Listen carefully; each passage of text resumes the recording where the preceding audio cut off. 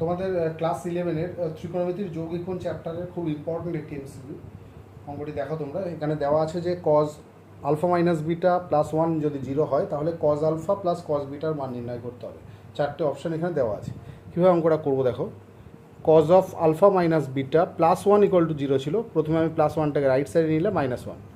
এবার -1 মানে cause 180 degree value, যেহেতু লেফট সাইডে কজ আছে রাইট সাইডে ওটাকে কজ দিয়ে লিখলাম।